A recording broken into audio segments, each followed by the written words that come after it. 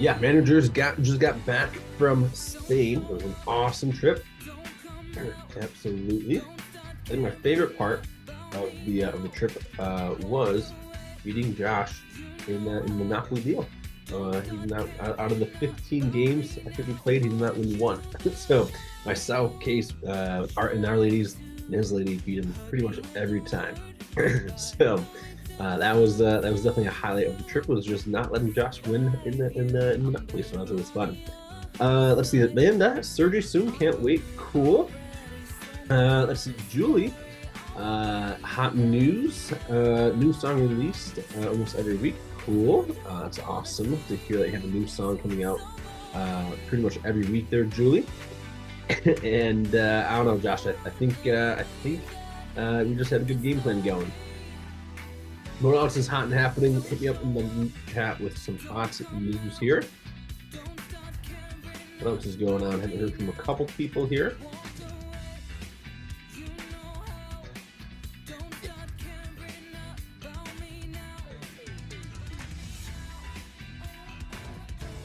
Welcome, Apollo. Let's see, starting your midterms tomorrow and have them next week. Cool, been studying. Awesome to hear that, Jessica. Good luck on your midterms. Cool.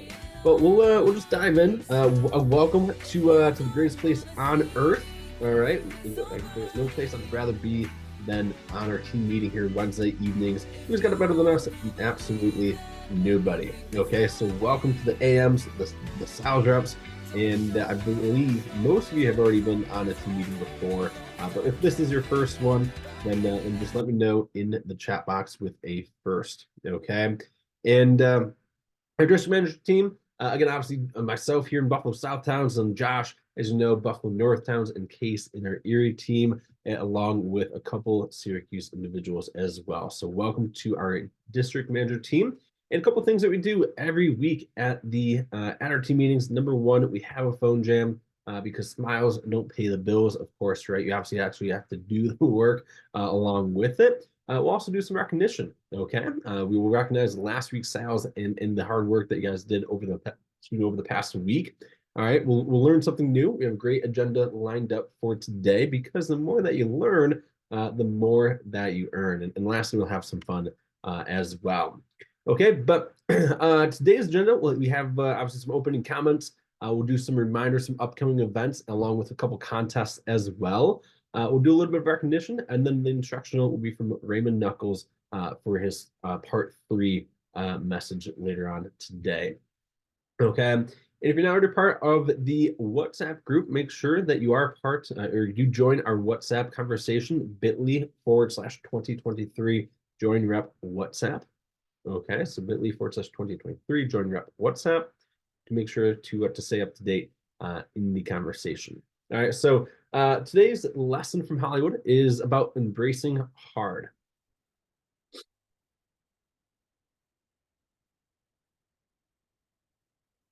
Make sure to unmute it. You know, and you got to embrace hard. I think that's true in your life. I think it's true in football. You know, tough times make hard people. Easy times make soft people. It's no different in football. You know, if it's hard, you got to embrace hard. That was solid. Play it again. I think you get mental toughness because things are hard. You know, and you got to embrace hard. I think that's true in your life. I think it's true in football. You know, tough times make hard people. Easy times make soft people. It's no different in football. You know, if it's hard, you got to embrace hard. I really like when Nick Saban said tough times create hard people. And I think that's more than true, right? We're being able to embrace the challenge, embrace the toughness and the hardness, and being able to overcome it. That's what makes people mentally tough and strong as well. And Josh, I'm not sure if you have any additional thoughts that you want to add on to that. Yeah, hold on. I might start coughing up a storm, so I'll go for a sec here. But here's when it comes down to embracing hard, I want you guys to think about this, okay? In life, the things that we accomplish that were really easy, that's not what makes us, okay? The things that we accomplished where we had to like really try, we had to put a lot of effort in, we had to exert some sort of persistence or perseverance or overcome a pretty large obstacle. Those are the things that we're always the most proud of in our life. We're not proud of something that like it was just like super easy. We had to put a 1 out of 10 effort in. We're proud of the things where it makes us put like 7 out of 10, 8 out of 10, 9 or 10 out of 10. Those are the things that you're always the most proud of. Those are the things that develop you, that reveal your character. Anyone can be awesome when things are easy. Like when life is just easy, everything's going your way. It's really easy to be awesome when things are going like that. Like all the momentum is in your favor. The real test, though, is when things are not going in your favor. Okay, when things are not going easy for you and you have triumphs and tribulations and there's unexpected difficulties and things like that. That's where the real self-confidence comes from. It's like it's all about like overcoming hard things. So next time you find yourself in kind of a difficult spot or difficult situation, you want to ask yourself this question and this question alone. How can I use this as an opportunity to grow? Okay. How can I use this as an opportunity to grow? Because sometime soon, whether it's right now, whatever it is, like sometime very soon, you're going to face something really challenging. You might even be in the middle of something really challenging. And if you are, ask yourself that question right now. How can I use this really challenging time as an opportunity to grow, regardless of what it is? It could be personal, it could be professional, could be financial. Like maybe your family's being really difficult, or maybe something's happening with your friend group, or maybe like you made some poor financial decisions, whatever it is, or just something happened. How can you use it as an opportunity for growth in your life? Because again, I can assure you that the people that have the most self-confidence are not the ones that have the easiest lives. The people that have the most self-confidence are the ones that continuously get knocked down and get back up and keep moving forward. And that's you. And that's really what Vector is all about. And that's why we talk about the triple growth opportunity. So keep that in mind, and your next challenge will certainly, when you can attach that opportunity to grow aspect to it, you'll see how it's much more worth it than just a challenge, a sucky time, whatever, and it just sucked and that's it. So take something good from it, okay? Cool.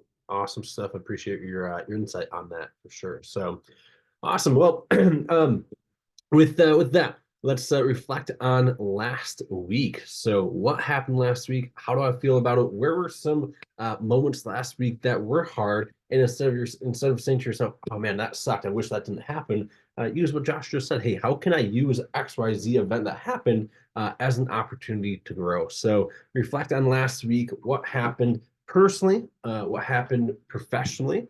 Did you have your best week that you've had in your career last week, or did you not have the week that you wanted to? So what happened last week, and how do I feel about it? And also what happened financially as well. So personally, professionally, financially. So 3 questions to ask yourself as you're reflecting is, hey, if I did blank daily, my health would improve dramatically. And that could be that your health can be my wealth would improve dramatically. It can also be my life would improve dramatically as well. Okay, so as you're reflecting, hey, if I went for a walk 10 minutes a day or 20 minutes a day, whatever it is for you, if I made sure I got out and walked for 20 minutes a day, my health would improve dramatically. Okay, so you can use these questions as you're reflecting. And second question, if I did blank daily, my wealth would improve dramatically.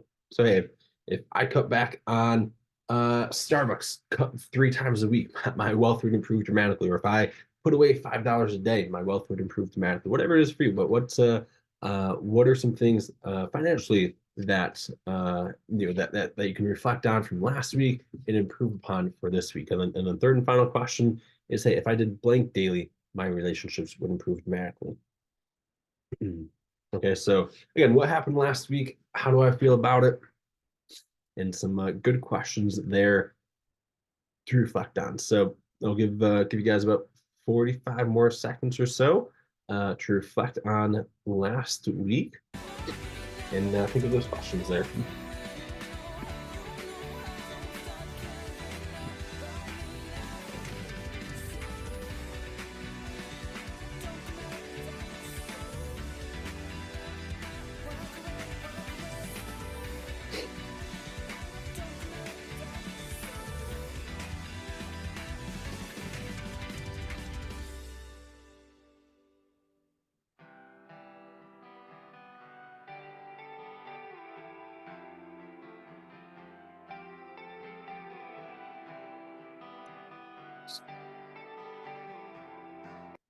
All right. Yes. So as Josh said, it doesn't necessarily have to be daily. So hey, if I did blink monthly or weekly as well, hey, if I put $100 away a month, okay, or a week or whatever it is for you, all right, you're obviously we're all at different points, but hey, if I did this either daily, weekly, or monthly, my XYZ, my health, my wealth, my relationships would dramatically improve.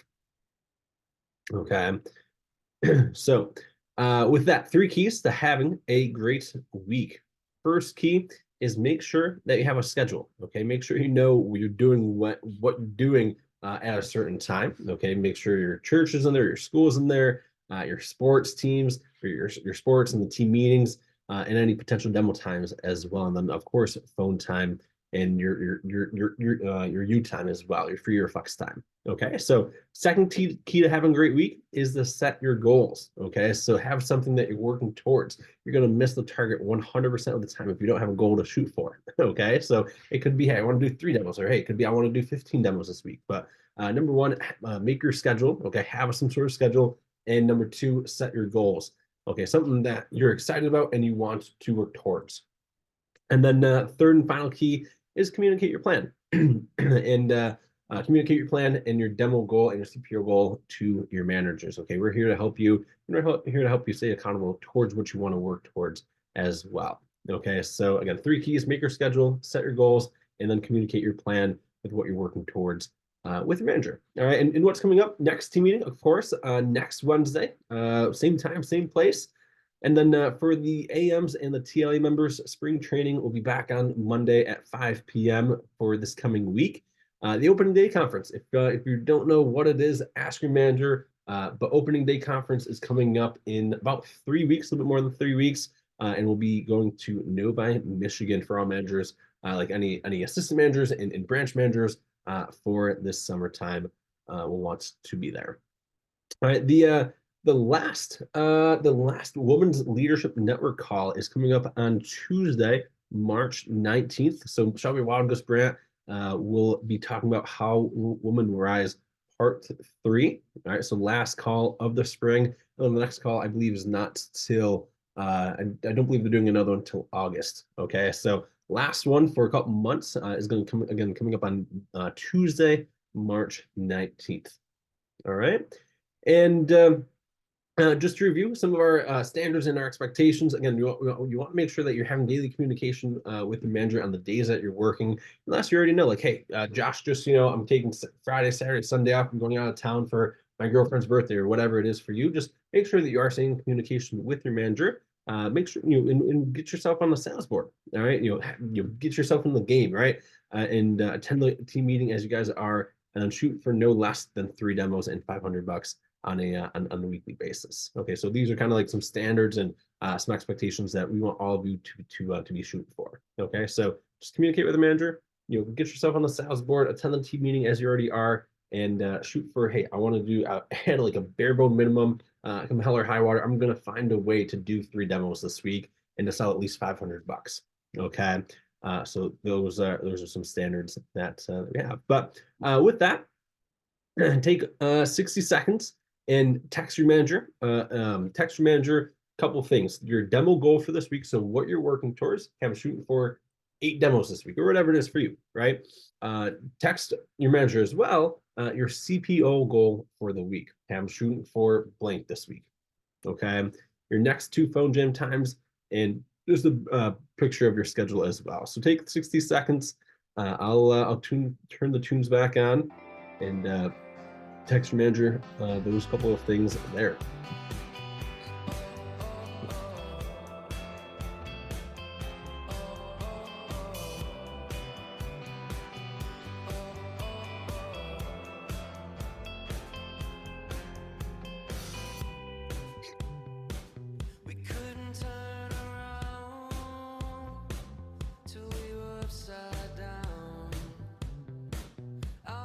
So your demo goal, how many demos you're shooting for, your CPO goal for the week, and the next 2 times that you're voting, along with a picture of your schedule.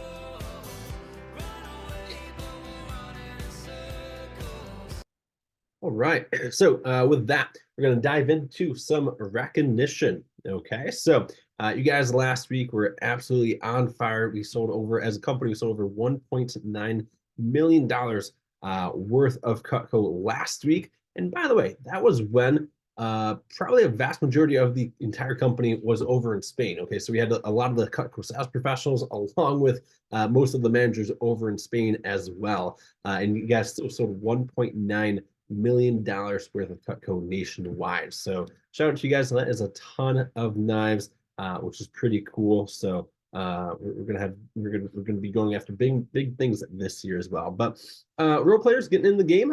People got on the sales report last week. Abe from Abe and William and Annie and Ada. Great job to you guys. Trevor, Abigail, Renee, Marissa, Luke, myself, Chris, Randy, Apollo, Casey, Aaliyah, Lisa, Malaya, and Aaron all getting in the game last week. So great job to you guys there. And just missing the newsletter. Remember, the newsletter is $1,000 for the newsletter there, and just shy of it is Aaron, Christian, and Shane, just a couple sales short. But not last week's newsletter achievers. We had Shane. Actually, okay, Shane was on the newsletter there, over $750. I was thinking in the spring, the newsletter is $750, not $1,000. But great job to you, Shane in Albany, and we also have Ian from Rochester over grand last week. You see the letter CSP next to his name. That means that he makes 50% commission. So last week, Ian made over $500, which is pretty exciting. Our district manager, our good friend Nick out in Albany, over $1,100 last week. Elizabeth and Brian also for over $1,400 last week. Steph from Rochester over $1,400. Jeff Mason from Erie over $2,400 last week. Again, CSP, so we made 50%, so over $1,200 last week. So great job to you guys there. And then the first page, last week, Case, while being in Spain, sold over $4,400 worth of Cutco, which is pretty cool. So being on vacation and still making money is pretty sweet. Leslie from North Buffalo over $6,000 last week. Jenna from Rochester over $7,000. And then leading the way, Aaron and Miles, both from Rochester, over $12,000 and $15,000. And again, both those guys are at 50% commission, so they made $6,000 and $7,500 in income last week, which is pretty cool. Miles, number one CSP in the region, in the Rochester office, number one office in the region last week as well. So good job to you guys, because that's part of Team Empire as well, which is pretty cool. Okay. And now we're going to go with some hot news from across the our 3 offices here. And Josh, I'll let you go first, and then Case, and then I'll wrap it up, or whoever's sharing for a year, and then myself. So Josh, lead us off.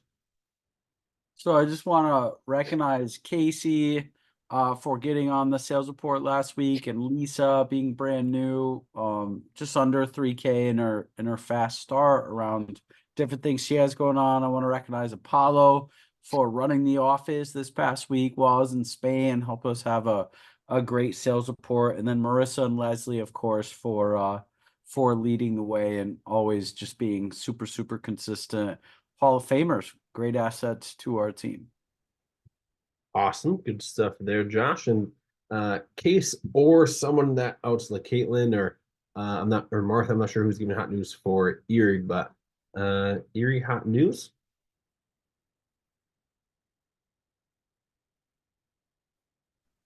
Hi, my name is Colin. I work at the area office. I know that we've been starting to do lots of cool campus work and everything, and I know we have quite a few new recruits starting. I think it's next week, maybe this week. I know we also plan on doing more college campus work on Friday as well. So it's been very successful from my understanding. We've been doing quite a great job. Yeah, absolutely. So getting spreading the word about the openings on the team and getting on campus, which is awesome. So great Thank to you, hear that, Colin. John. Yes, thank you for sharing as well.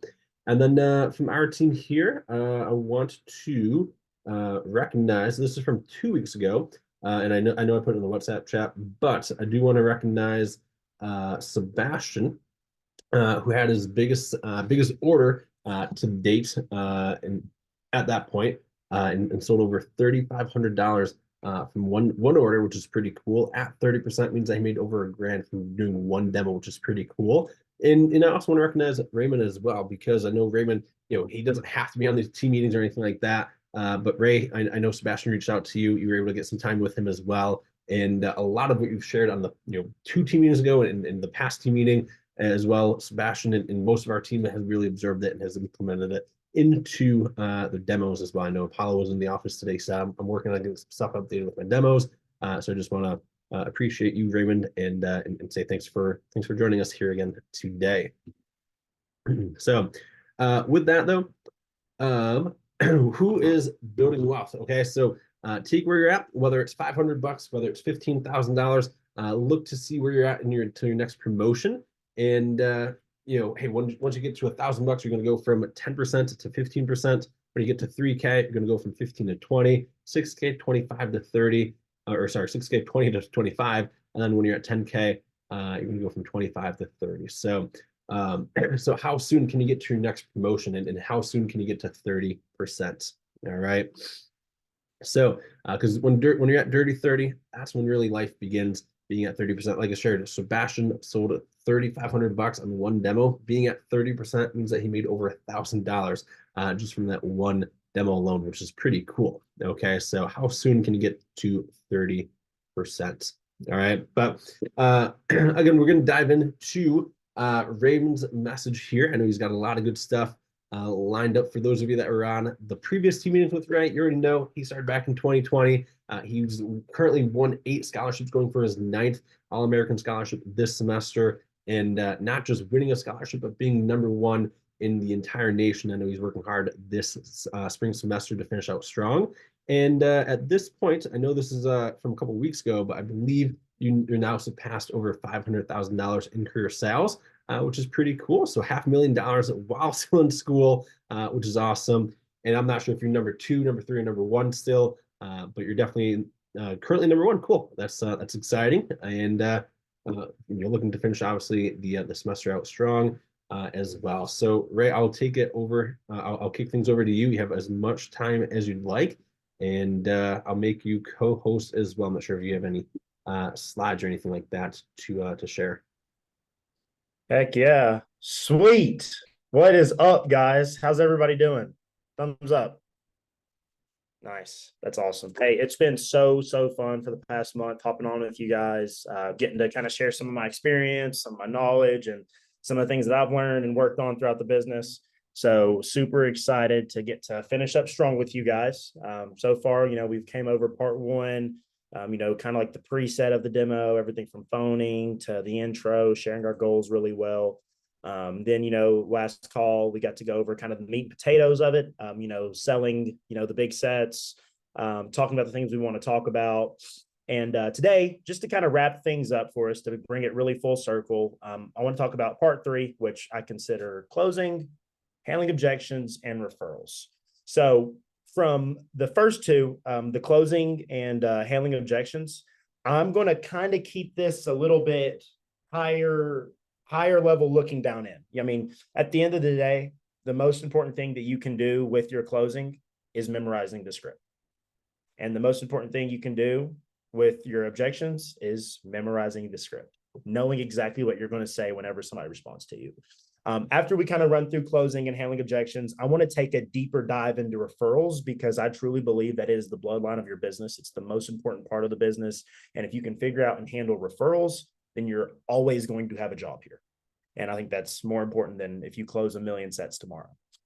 I mean, 1 million sets would be kind of crazy, but like, as long as you have people to call, you can still work. So part 3, closing, handling objections, and then rocking out referrals. So I want to spend some time kind of talking about closing. You went through the whole demo, right? You guys did a great pitch. Everything went super well. You shared all the product knowledge. You made Ms. Jones feel super called. You built up a huge wish list of all kinds of awesome stuff. Now what? How do we convert this situation into one where we end up placing an order and then hooking Mrs. Jones up with her forever kitchen? Because at the end of the day, that's our job. Our job is to sell knives. If we're not selling them, if we're not hooking these people up with the best stuff out there, then we're not doing our job. So that is our job. What this kind of looks like is our job to make our clients feel confident in their decision to buy. That's what we're doing. At the end of the day, Mrs. Jones can totally go hop on Cutco.com and buy Cutco. But guess what? The reason they employ a sales force is because we want customers to feel understood. We want customers to feel like they are, called, feel empowered in order to make the right decision. And it's our duty, it's our task to reduce all the friction that's involved with buying today. It's our job to help Mrs. Jones think through the thoughts that all of our customers have thought prior to pulling the trigger and buying Cutco. That's what our job is. When you're closing your clients, you're not, saying this is the way to do it. This is the only way this works. What we're doing is we're speaking to them in the way that they need to be heard in order to be understood and called to make a buying decision today. That's what we're doing. That's what closing is all about. We're reducing the friction involved with buying today. I want you to get yourself out of the mindset of, the close is me trying to pin down a client, or the close is me trying to, get the better of a situation with the client. At the end of the day, what the close should feel like for your client is a mutually beneficial relationship where you're imparting your wisdom onto them and they're able to take that and then use it to make a very educated and smart decision. That's the job of a salesperson. We're educating our clients. So the most important thing in terms of closing, memorize the closing page. Just memorize it. My manager told me whenever I first started, there's 2 scripts you need to memorize. You need to memorize your referral approach and your closing approach, and you always have a job here. Memorize the closing page. There's not much else that I can teach you beyond that. It's just memorizing your closing page and absolutely maximizing it, knowing it word for word for word, because when you know it word for word, it becomes normal, it becomes regular, it becomes something repeatable that you get to assign for all your clients and make it great for them every time. Now, I also like to assume the close. I think that every time I hop on a demo with somebody, every time somebody walks up to my booth, I know that they're going to be getting this stuff today because it just makes sense for them to get it. If it fits in the budget, if it makes sense, if it's stuff they'd use, they're going to buy it. So I assume the close. And what I mean by that is we ran through the entire approach. We're looking at their set. I've already presented the price to them. They're looking at it. Then I just say it to them, just so I know, Ms. Jones, for this set, it's going to be sitting on your for this set that's going to be sitting on the counter in your kitchen, would the white or the black look better for you? Okay, great. And do you like the little steak knives or probably the real deluxe steak knives for your set, right? Okay, awesome. And just so I know, would you do it all at once, or would you probably do it on the 5-pay that all my customers do, so that you pay for it for 5 months and then you never have to buy anything for your kitchen ever again? Simple as that. I'm nodding the whole way I'm going through it with them. I'm asking them yes or yes questions that's eventually going to lead to a yes or yes buying purchase. No, I just pay for it all at once. All right, Ms. Jones, let me get that wrote up for you. And I can't tell you how many orders have closed just like this. No objections or anything. And the reason why is because I'm doing a really, really good job on steps 1 and steps 2 that we went through on our previous calls of building up this maximum value in Cutco, building up this idea that they're going to have this forever kitchen, these things that they're never going to replace again. That way, whenever I ask for the order, I really don't even have to ask for it.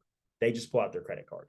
That should be your mission. Your mission through closing should be that by the time you get to this point, you've built up so much value and so much of a story and built up so much application to their life that they're just ready to pull the trigger without any objection. Now, that's not going to happen every time, but that should be your mission. That should be your goal. I went and field trained with Luciano, and I'm sure you guys have heard his name so many times. And he said, my goal is to never ask for the order. And I said, what? Absolutely blew my mind. I was like, what do you mean your goal is never ask for the order? He says, it's my job to do a pitch that's so good and make it make so much sense that all I have to do is ask them if they want the white or the black, if they want the little table knives or the big steak knives, and if they're going to do it on a 5-pay or if they're going to just do it all at once. Spend that time building value in your product. Spend that time growing your knowledge. Spend that time throughout your demo. That way, when you come to the close, you can just assume that they're going to say yes. Now, after we break down the assumption and everything, and we run through that, there are still times that we're going to get objections. And when you get objections, all our clients want is to feel heard and to feel understood. That's when they're going to be able to make a buying decision and be able to pull the trigger. So what does handling objections kind of look like? You have to have a plan whenever you go into your objection cycle. If you don't have a plan, Mrs. Jones is going to say, yeah, it's too expensive. And boom, you're knocked off your game. You don't know what you're going to do next. You need to have a repeatable cycle that we're going to do every single time we get an objection. The first step of that is getting through the smoke screens and finding out what the real problem actually is. That's the first step. Whenever you're going through it, Mrs. Jones is going to say anything from, I got to talk to my husband. Is that a real objection or is that just a smoke screen? Oh, yeah, I don't know. This was cool to see. What's the actual objection? You can't solve anything until we can first pinpoint the objection. A few of them can be the pieces, the price, or the special incentive is a way that we can kind of solve that. But what I always ask Ms. Jones in my 3-step process, which is super simple, Ms. Jones, are you certain that this is the right set for you? Just call it out. Call out the elephant in the room. Literally call out the elephant in the room. Yeah, I don't know. This was cool to see. Well, Ms. Jones, just so I know, is this the right set for you? Because the reason you're getting an objection, there was at some point a disconnect. There was at some point where you were here and Mrs. Jones was here and we tried to go for the order and then she wasn't quite ready for it. So we now have to double back and we have to figure out what went wrong. Is this the right set for you? Are these the pieces that you would use every day? And at this point, run through every single piece in the set you just picked out and make sure it's what they would use. Total transparency, Mrs. Jones. Now that we know this is the right set for you, that $740 on the 5-pay, is that something we could swing in the budget if we really wanted to, and then just never buy knives ever again? What I'm doing with total transparency is I'm letting them know, like, hey, I'm on your team right here. Is this something that we could fit in the budget, or are we on 2 totally different pages right now? What I'm doing now is I'm handling the price objection. We already know that this is the right set for them. Now we're figuring out if this is the right price for them. The reason that this is important is this directs what our 3rd step is going to be. The reason I like to add in on a scale of 1 to 10, 1 to 9, 1 being this was really cool to see, 9 being like, here's my credit card, Raymond, I want forever knives. Where are you guys kind of at? I asked this question because now that we've already checked off that this is the right set for them, now that we've already checked off that they can fit this in the budget, now I'm able to make them think for a second. That's all we're doing. We're trying to get them to stop and think.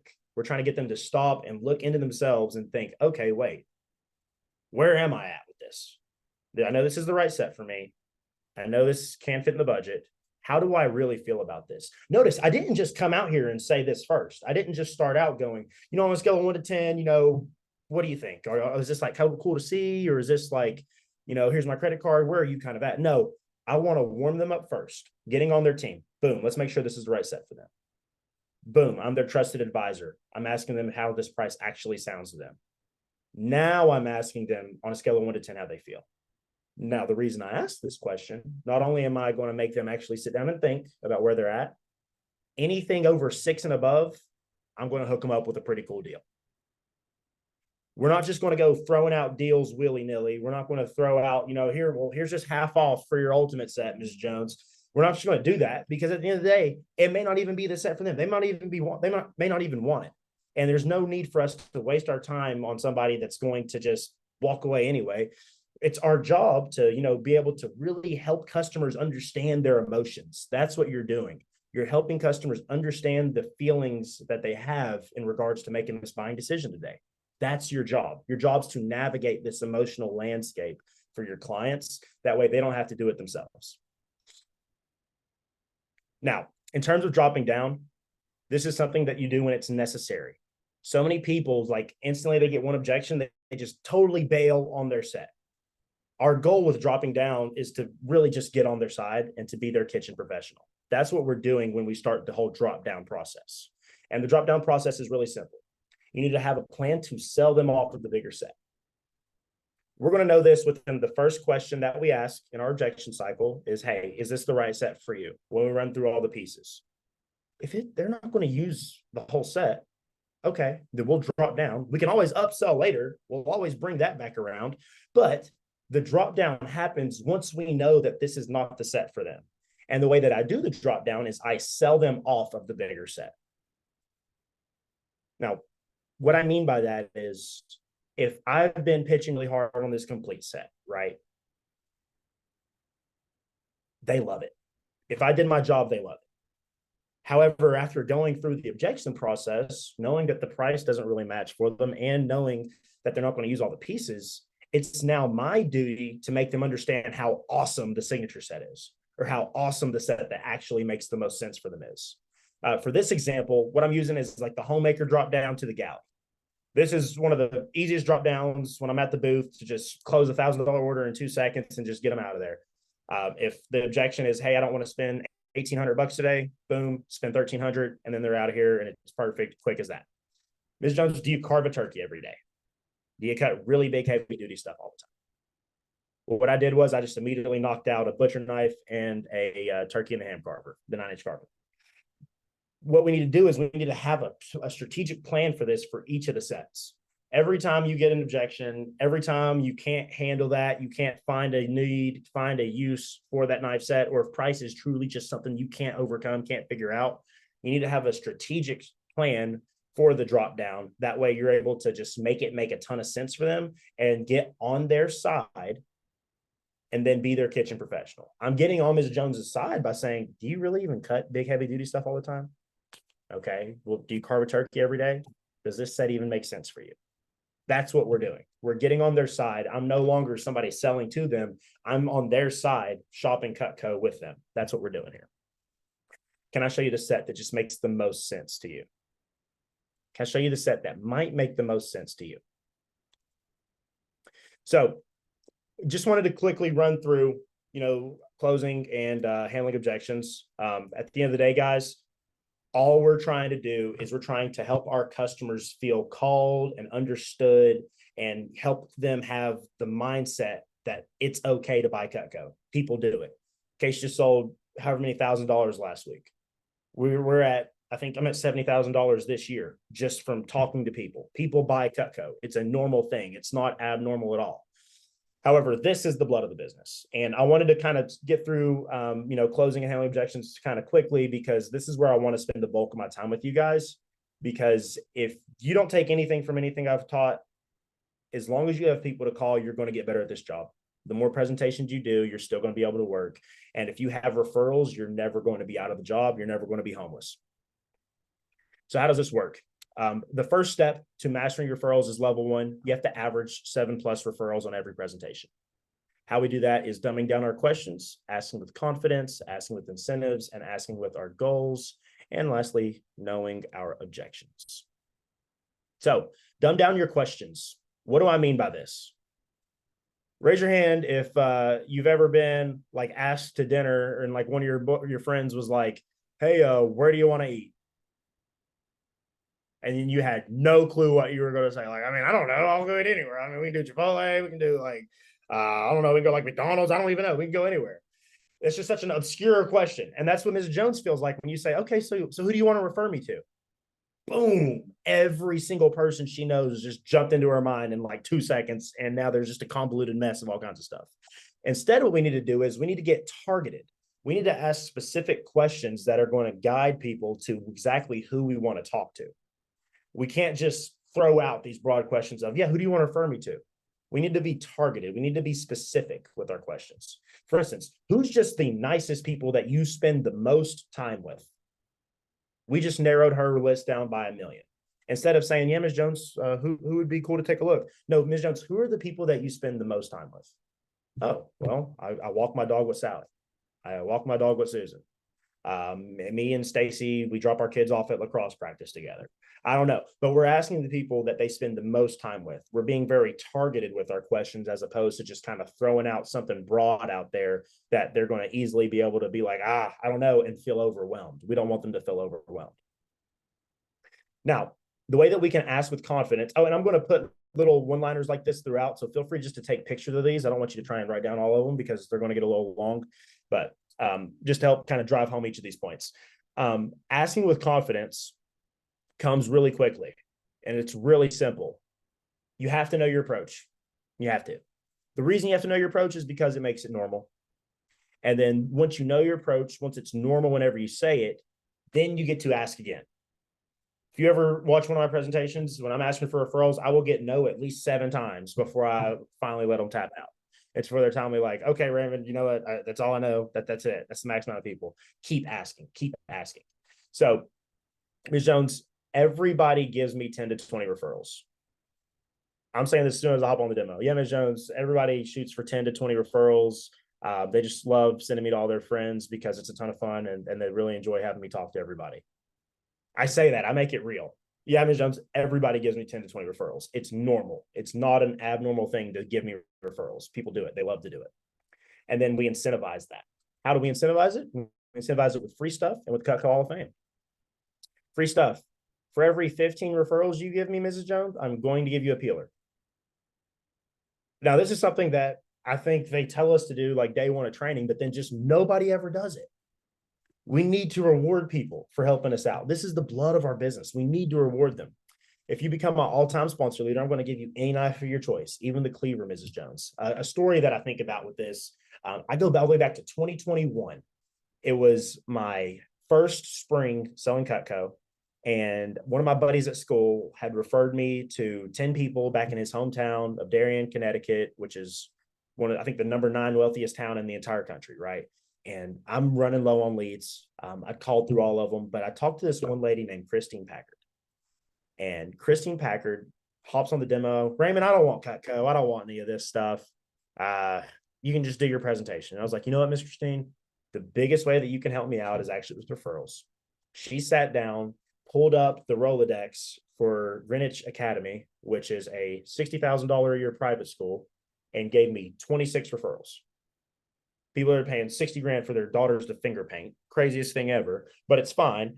And what I did was I incentivized her by giving her a trimmer. That ended up being the best trimmer that I've ever given in my entire life. Give people things. Give. The more you give, the more people are going to give right back to you.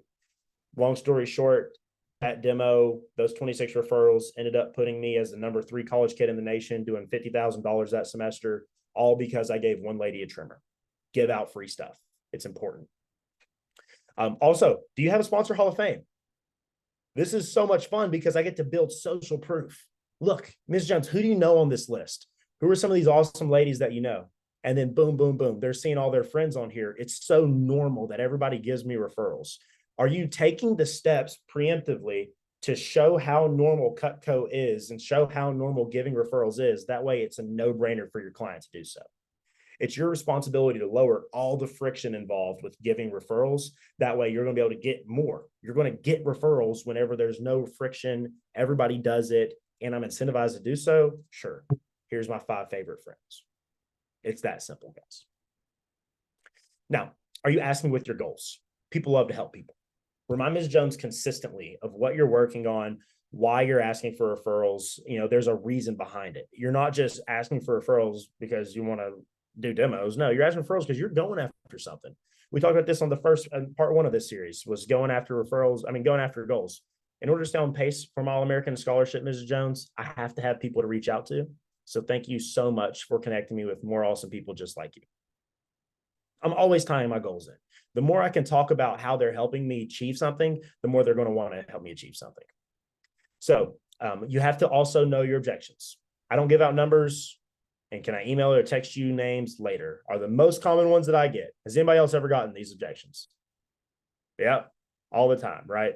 We have to have a very structured and systematic approach to handling these because at the end, they're not scary. These are just the objections that we're going to get. We have to expect these. We're professionals, guys. We know what they're going to say. So how can we go ahead and be prepared for it? I don't give out numbers. All good, Mrs. Jones. I totally get that you want to reach out to your friends first. The reason they're saying they don't give out numbers isn't because they don't give out numbers. If their brother or sister were to call them and say, hey, what's the coach's number? They give it to them. The reason they're saying that is because they don't necessarily feel comfortable and called in this situation. That's why we're doing the Hall of Fame. That's why we're doing the free stuff. That's why we're showing them that people love to give us referrals. That's why we're being really confident. But if that objection still does come up, I totally get it. But I promise not to reach out to anyone that says they're not interested. So it would be nice enough just to listen. I handle things very quickly, very short, because that's all they need. I don't know if you guys have ever seen that little experiment where people are like standing in a line and like a guy goes up in the back of the line. He says, hey, can I cut you because, the dogs are gray. And people will be like, yeah, that's fine. Or they'll be like, hey, can I cut you because, it's March. And people will literally let them go in front of them just because they use the word because. People they're just saying words, and it's our job not to believe them when they're saying things that just aren't true. We know you give out numbers. I promise I'm not going to reach out to anybody until you shoot them a text first, just saying, hey. So who would be nice enough to take a look? Don't just stop. Don't just cower down whenever, somebody gives you an objection. Embrace it. Know that it's going to come and be ready to solve it. Can I email you or text you the names later?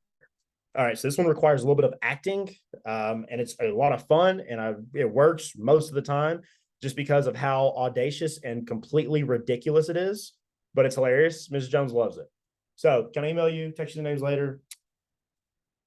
Yeah, totally, Mrs. Jones. I really appreciate you want to email me, but I'm like a really ugly crier, and every time somebody says they're going to email me referrals and then they don't, I just cry, and then my mom has to listen to it, and then she like makes me sleep outside with the dogs, and then I have to like walk to school in the rain, and like it's just really bad. I'm not just kidding, Mrs. Jones. I'm kidding. But is there any way that I can just get like your top 5 right now? I am just drastically lowering their guard. I'm shaking their position that they're in, just completely shifting and altering like what their mindset is. And they're going to be like, what is wrong with this 21-year-old kid that's saying he's going to cry if I don't give him referrals? That's like hilarious. They're going to die laughing. What you're doing is you're just breaking the standard route that they're on. You're breaking their predisposition for what they're about to say next. So this is the most fun thing ever. You got to really sell it. I'm a really ugly crier. And every time people say they're going to email me referrals and they don't, I just cry. And then my mom, she's got to listen to it. It's just like hilarious. So this is one of my go-tos. I love ripping it. Now, level 2 of getting referrals and maximizing it is where you get to actually start to have fun with it. This is where you go from selling Cutco in the armpit of East Tennessee called Greenville, and the average income is $26,000, to having over 300 clients in some of the wealthiest suburbs in the nation. That comes from this: identifying top towns, doing your research, asking for referrals, building a network. Do your research. You have to know the nicest towns near you. I know we're all over upstate New York, but if you're virtual, you can do demos anywhere. And if you're not virtual, you should know what the nicest subsects of the neighborhood are. You should know where you want to go. You should know where you want to do your demos. You should have a list of every single private school in the area that you want to go see and you want to go talk at. That's getting different. That's getting smart. That's knowing what you want to know. Where is Soccer Mom Central? Who do you know that lives in Scarsdale? Who do you know that works down in the city? Do you know anybody that has family in Fairfield County? These are questions that I'm asking on every demo because I know the people that I want to talk to and I know where they live. Where are the people that you want to talk to? Where do they live? What do they do? Where do they work? Think about that. Once you start getting into these nice areas, you need to stress the importance of getting these leads. You need to fight to stay in your town. There are kids who will never be able to sell Cutco in Darien, Connecticut, because I went in through there and sold to all their grandparents. That's what happened. Like, you need to get so niched down that you just want to control and operate one area so almost religiously that you're the face of Cutco in that area. How do you become that? Ms. Jones, I love talking to awesome moms just like you here in Darien, who are some other cool people just like you. And I will literally ask them exactly for that town. Don't be afraid. You have to ask for what you want. So last step, it's kind of targeting top leads. What this looks like, it's digging deep into your territory. It's knowing how to gather information. And it's this whole philosophy I like to call who, not how. None of this matters if we don't have mastery of levels 1 and 2. If you're not averaging 7+ referrals, nothing I'm about to say matters. Get to the point where you're averaging 7+, and that comes just from asking a repetitive amount of questions, asking your demos, knowing your script, asking with confidence, making it super normal. Okay. Now, when it comes to digging deep into your territory, I want you to know everything about it. Nicest neighborhoods, private schools, country clubs, yoga, Pilates groups. What are the soccer teams? What are the lacrosse teams in the area? You need to know it all. And when I say know it all, you need to have pages and pages of notes. That way, whenever you hop on Zimo with your client, you're able to rattle off everything on them. And the way that you do this, say you get a referral. I just got referred to Brian Hudson, and I know Brian Hudson lives in Syracuse. So I'm going to type Brian Hudson into Syracuse on White Pages. If you've ever heard of White Pages, it's kind of cool. It will spit out automatically a person's address. Before every single demo, I know exactly where my client lives. And the reason that's important is I take that address and I hop over here to Zillow. And then within Zillow, you're able to filter for schools. And then you can draw a circle on a map and see every single school within an X amount of mile radius of your client. What happens when you hop on a demo and you're armed with the 5 best private schools that are within 50 miles from your client's house? And you're able to just ask for, hey, who sends their kids to this school? That's coming to the demo armed. That's, taking your referrals to the next level and being serious about who you want to talk to. Now, last thing, just to kind of wrap up for us, I want you guys to think about who, not how. I want everybody to stop saying, how do I get into nice towns? How do I, find rich people to sell Cutco to? Instead, start saying, who can get me into this town? Who's the person that can connect me? Everybody knows somebody. You're 3 steps away from, meeting like a billionaire probably. You never know. Stop saying, how am I going to grow my names list? And start saying, who can help me grow my names list? Is it your friends? Is it your family? Is it mom? Is it dad? Whoever it is, stop saying who. Stop saying how and start saying who. And then tie everybody in your goals and be really vulnerable about it. For those of you in college right now, one thing I love doing is going up to my friends and saying, hey guys, listen, this job that I'm working right now, I have to have people to talk to. It scares the heck out of me, this goal that I'm going after. The reason I'm going after this goal is so that I can, graduate debt-free, be number 1 in the nation, and really start that path of, legacy wealth. Can I just talk to your mom? They're much more likely to say yes whenever I'm really vulnerable, really real with them, and really sharing, exactly what I'm working on. That sends their kids to the New Country Day School. And that's super connected and knows everybody here in Darien. So I want to say thank you guys so much again for having me. I know we went over a ton of stuff just now. I wanted to squeeze in as many things as possible. I wanted to spend more time on referrals so that you guys can, always have people to call. The most important part of this job. I'm super grateful to Case and Brian and Josh for having me on for this cool little 3-part series. This was a ton of fun for you guys. And I look forward to seeing everybody on top of the leaderboards. Appreciate it, guys. Awesome stuff, Ray. Really appreciate it, and loved a lot of those one-liners that you had throughout. So I really appreciate you jumping on for sure. So, guys in the chat, I totally would recommend saying thanks to Raymond, but also putting in your top takeaway from today. What did you like from Ray's message that stood out to you, that resonated with you? What was like, ooh, that's good. I got to add that to my demo. So let's get some feedback in for Ray. See what you guys liked from his message.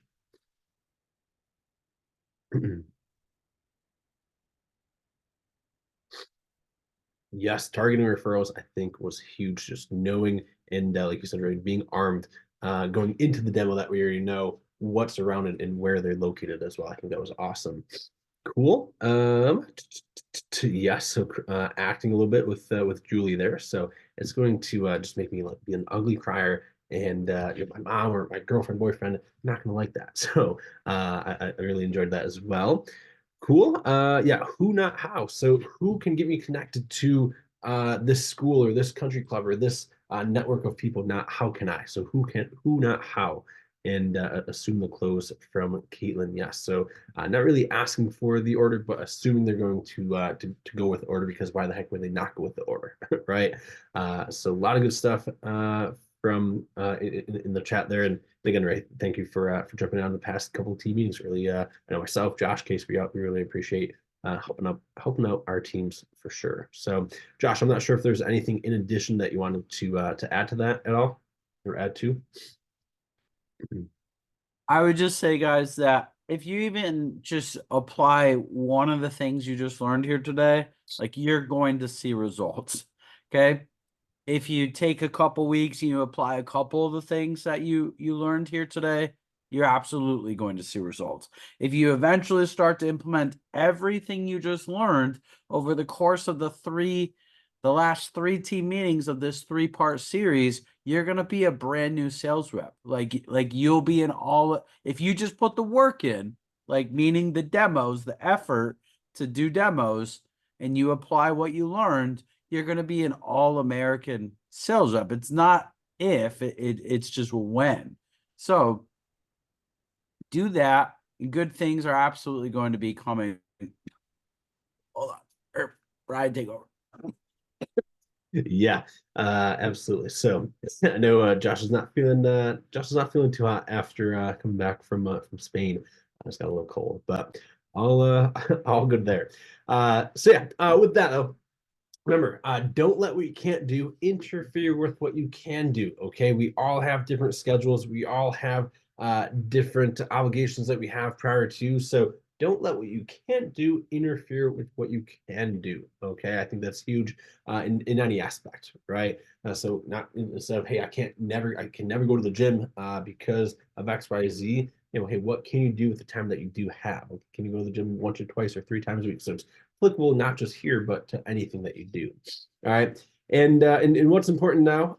What should you be focusing on? Okay, remember, where your focus goes, energy flows. So where is your focus? Is it, hey, I'm at 0 demos for the week and I have 0 ahead of me scheduled? Okay, cool. Well, what you should focus on is when's your next phone time? How soon can you get your next phone time in to make 10, 15, 20 calls and line up your next couple of demos? If you're at 5 demos or 7 demos, or you've already hit your goal for the week demo wise, cool.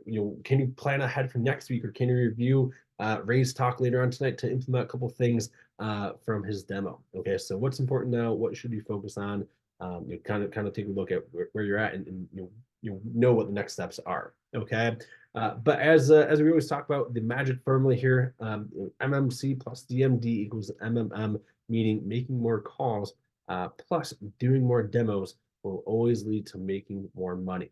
Okay, so take that and combine it with a strong purpose, with your goal, with what you're working towards. You're going to become unstoppable for sure, without a doubt.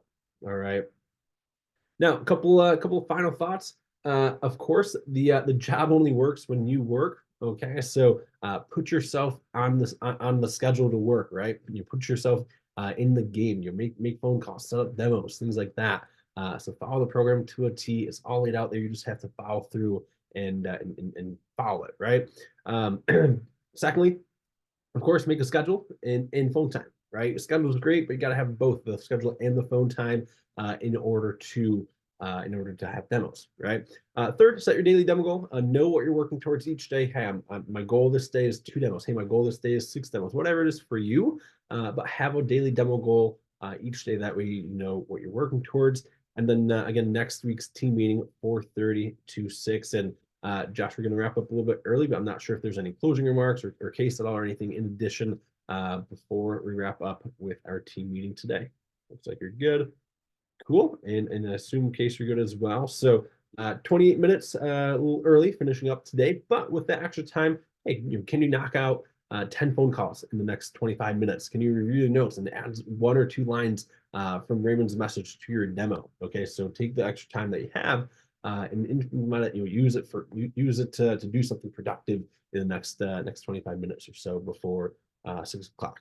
All right, but other than that, guys, have a great rest of your day. Keep kicking butt. You guys are leading the way in the region, with the division here, and continue to do great things. Your next promotion, next sale is right around the corner. So we'll see you guys next week at 4:30 for the team meeting. See you guys.